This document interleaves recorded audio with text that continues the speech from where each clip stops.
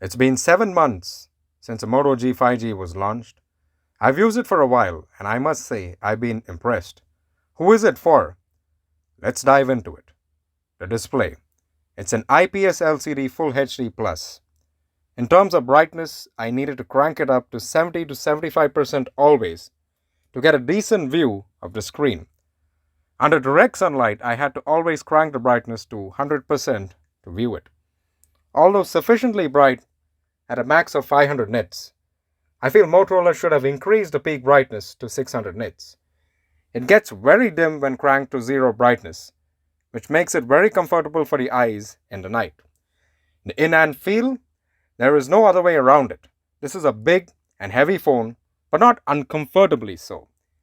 Its back and frame are plastic, but feel solid and rigid.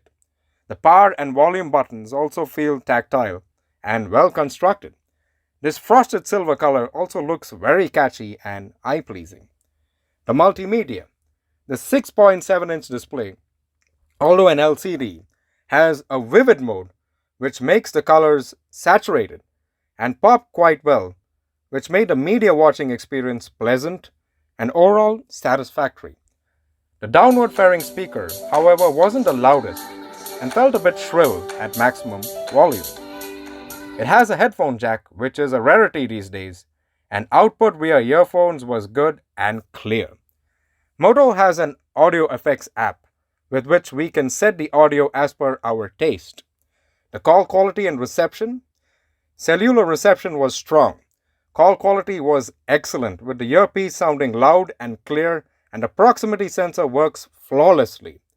This is an area Motorola continue to shine. The performance.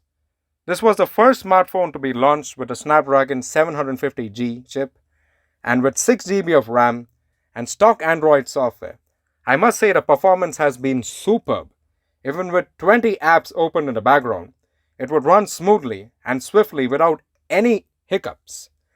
Despite it only having a standard 60Hz refresh rate, it felt a bit faster and performance was more consistent than even the OnePlus Nord.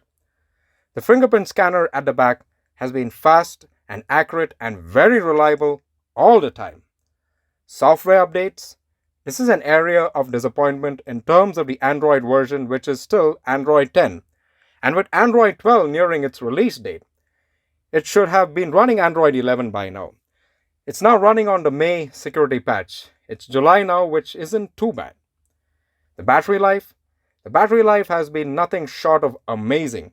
It lasts 2 days with moderately heavy usage, Wi-Fi and 4G mix, and a screen on time averaging between 9 and 10 hours is really saying something.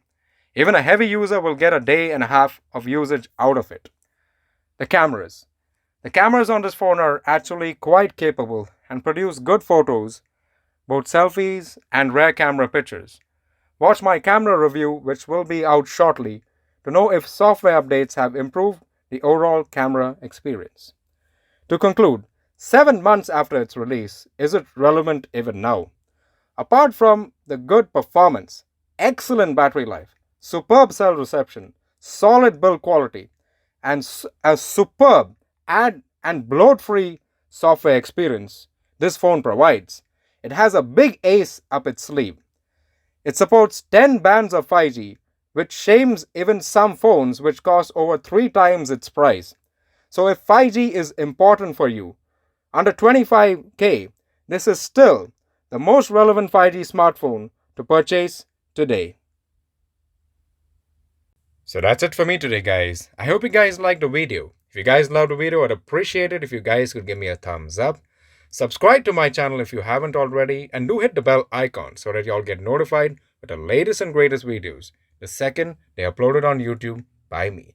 So what else can I say? Wishing all of you a tremendous day ahead of you. Ciao for now.